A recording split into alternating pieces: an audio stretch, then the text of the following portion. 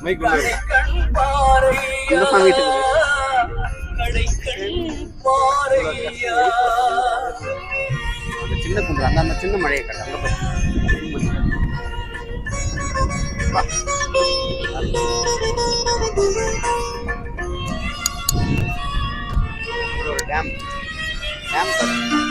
தென்பழனி மலை மேலே தண்டபாணி கோலத்திலே கண்குளிர கண்டு விட்டால் போதுமே என்றும் கருத்தில் உந்தன் அருள் வடிவம் தோன்றுமே. தென்பழனி மலை மேலே தண்டபாணி கோலத்திலே கண்குளிர கண்டு விட்டால் போதுமே என்றும் கருத்தில் உந்தன் அருள் வடிவம் தோன்றுமே. உள்ளத்திலே நீ இருக்க உன்னை நம்பி நான் இருக்க வெளிமலையான் மகனே வேலையா என் வாழ்வு வளம் காண கடைக்கண் பாறையா கடைக்கண் பாறையா. இவர்கள் எல்லாம் நம்முடைய பக்த சமாஜத்தை சேர்ந்த சபரிவாசனுங்க. இவங்களோட சேர்ந்து தான் நம்ம இப்போ குமாரசாமியை பார்க்கறதுக்கு மலை ஏற போகிறோம். எல்லாரும் ஏறிட்டு உங்களுக்கு முருகனரில் உங்களுக்கு இப்போ இன்னும் கொஞ்சம் நேரத்தில் பாத்தியமாக்குறோம். வாங்க சாமிகளா, சாமியே சரணமையப்பா. இப்போ நம்முடைய இந்த யாத்திரைக்கு முழு பொறுப்பேற்று நம்ம எல்லாம் வழிநடத்துகிற குருசாமி அவரை தான் நம்ம வந்து பார்த்துட்ருக்கோம். அவருடைய இத்தனை வருஷம் அனுபவத்தில் எங்களையும் சேர்த்து இந்த வருஷம் அவரோட அனுபவம் எப்படி இருக்குதுன்றதை அவர் மனமாற சொல்லுவார். சொல்லுங்கள் குருசாமி. நான் வந்து 1991 இதில் ஒரு 5 வருஷம் மட்டும் இடையில விட்டுட்டோம். மற்ற வருஷம் எல்லாம் என் பிள்ளைங்களோட வந்துன்னு போயின்னு தான் இருக்கோம். ஆனால் 2வது வருஷம் மட்டும் பெரிய பாதை வரும்போது ரொம்ப சிரமப்பட்டு வந்துட்டு போனோம். ஆனால் இதுவரை இன்றைய வரைக்கும் நல்லா இருக்கிறது, எந்த குறையும் இல்லை. வருஷமாக வந்துட்டு இருக்கேன். இருங்கப்பா, கம்மன் இருங்கப்பா. நல்லா சிறப்பான தரிசனம் கிடைச்சிருக்கு. இப்போ இருக்கிற பக்தர்கள் ரொம்ப அருமையாக என் கூட ஒத்துழைக்கிறாங்க. ரொம்ப அருமையான பக்தர்கள். அது இப்போ பார்த்தீங்கன்னா சாமி முருகர் திருக்கோயில். இந்த கோயிலோட சிறப்பு என்னன்னா, இப்போ ஒரு புஷ்பா படம் வந்ததுல அந்த பாடல் நல்லா எடுக்காதீங்க, நல்லா திருமலை குமாரசாமி டெம்பிள் குமார ராஜசாமி எல்லாமே ஸ்டார்ட் கேமரா பார்த்து பேசுங்க. நீங்க கேள்வி கேட்டா 1995லேருந்து 96, 97 3 வருஷம் தொடர்ந்து சபரிமலைக்கு போனேன்.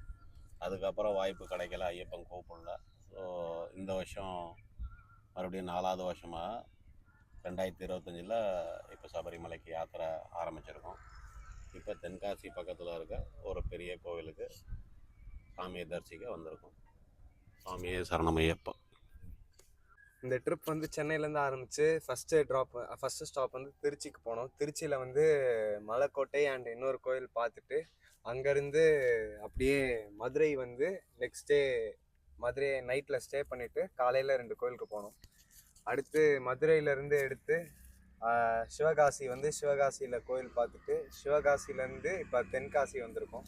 தென்காசியில் குற்றாலம் அருவியில் போய் குளிச்சுட்டு அடுத்து இப்போ திருமலை. இது என்ன கோயில்? ஆமாம். எல்லோருக்கும் வணக்கம். சுவாமியே சரணம் ஐயப்பா. நம்மளோட செகண்ட் இயர் சபரிமலை யாத்திராவில் இன்றைக்கி 3வது நாள். நம்ம முதல் நாள் சென்னையிலேருந்து கிளம்பி திருச்சி, மதுரை, அதை முடிச்சுட்டு அடுத்தது குற்றாலம், அங்கே குற்றாலேஸ்வரர் சந்திச்சுட்டு இப்போ அடுத்தது திருமலை சுவாமிகளாக திருமலை குமார சுவாமிகளை இன்றைக்கி சேவிக்க வந்திருக்கோம். இதை தொடர்ந்து அடுத்தது அச்சன் கோயில் என்ற ஊருக்கு போயிட்டு இன்னைக்கு ஈவினிங், அதாவது 17 அக்டோபர் 2025 அன்னைக்கு சாயந்தரம் 6 மணி அளவில் நம்ம சபரிமலை யாத்திராவில் பம்பை நதிக்கரையை நம்ம சேர்ந்து அடைவோம். அங்கேருந்து நம்ம மேலே கடவுளை பார்க்க சாயந்தரமே இன்னைக்கு கிளம்பிடுவோம். ஸோ கந்தனே போற்றி, முருகா போற்றி. நம்முடைய இந்த 2வது வருஷ ஐயப்ப சமாஜ் வழிபாட்டில் இன்றைக்கி நாம் வந்து 2வது நாளாக இந்த திருமலை குமாரசாமின்ற சன்னதியில் வந்து இருக்கிறோம். எதுக்காக வந்திருக்கோம் அப்படின்னா, இதோட இயற்கை அழகு முதல்ல, அதோடு சேர்ந்து அந்த முருகனுடைய மனங்கமிழும் அந்த அருள் இது ரெண்டுத்தையும் ஒரே இடத்துல சங்கமித்து இதை வாங்குறதுன்றது ரொம்ப பெரிய விஷயமா இருக்குது. நிறைய 6 அறுபடை வீடுகளை பார்த்தோம். ஆனால் இந்த இடம் வந்து ரொம்ப இயற்கை எழில் கொஞ்சறதால ரொம்ப அருமையாக இருக்குது.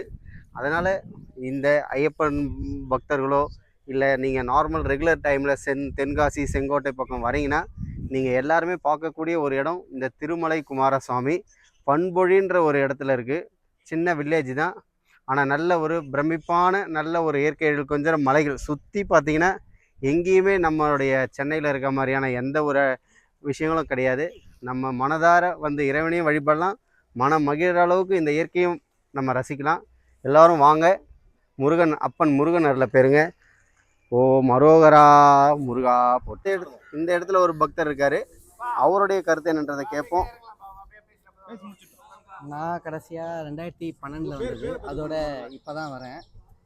ஆக்சுவலாக இப்போ தான் ஃபஸ்ட் டைம் நான் டூரிஸ்ட் ஸ்பாட் மாதிரி எல்லா இடத்துக்கும் போயிட்டு இப்போ தான் சபரிமலைக்கு போகிறோம். லாஸ்ட் டைம் போகும்போது ஸ்ட்ரெயிட்டாகவே சபரிமலைக்கு போயிட்டோம். ஸோ எல்லாருக்கூடயும் வரது கொஞ்சம் ஜாலியாக இருக்குது. ஸோ டூரிஸ்ட் ஸ்பாட் மாதிரி கொஞ்சம் ஜாலியாக இருக்குது. ஸோ லொக்கேஷன் பார்த்தீங்கன்னா உங்களுக்கே தெரியும், சூப்பராக இருக்குது. ஸோ நெக்ஸ்ட்டு ஊரில் பார்க்குறதுலாம் நார்மல் கோயில் மாதிரி இருக்கும். இங்கே மலைக்கு மேலே இருக்கிறதால இது கொஞ்சம் ஸ்பெஷலாக தெரியுது, நல்லாயிருக்கு. சுவாமிகள் இருக்காங்க, அவங்க இந்த கோவிலை சேவிச்சுட்டு வந்திருக்காங்க. இந்த குமாரசாமி கோவிலை பற்றி அவங்க சொல்லட்டும். சாமி, நீங்கள் இது வரைக்கும் இப்போ திருமலை குமாரசாமியில் இங்கே ஒரு சாமி இருக்காரு, அவர் என்ன சொல்கிறாரு, அவருடைய கருத்து எப்படி இருக்குது அப்படின்னு பார்ப்போம். சாமி, நீங்கள் அறுபடை வீடுகள்லாம் தரிசனம் பண்ணியிருக்கீங்களா? பண்ணியிருக்கேன். எல்லாருக்கும் காலை வணக்கம். முதல்ல அறுபடை வீடுகளுக்கும் இந்த மலைக்குமார சாமிக்கும் என்ன மகிமை வித்தியாசம் நீங்கள் பார்க்குறீன்றது உங்கள் மனதிலேருந்து நீங்கள் ஒரு 4 வார்த்தை சொல்லுங்கள். சாமி, கோவிலுக்கு வர்றதே பார்த்தீங்கன்னா மன நிம்மதியும் உற்சாகமும் வர்றதுக்கு தான். பார்த்தீங்கன்னா இது தென்காசி பக்கத்தில் திருமலை குமாரசாமி கோயிலுக்கு வந்திருக்கோம். இயற்கை எழில் அழகில் வந்து ஒரு பொக்கிஷம் சொல்லலாம். பொக்கிஷத்தில் இந்த கோவில் அமைஞ்சிருக்கு, ரொம்ப சிறப்பாக இருக்குது.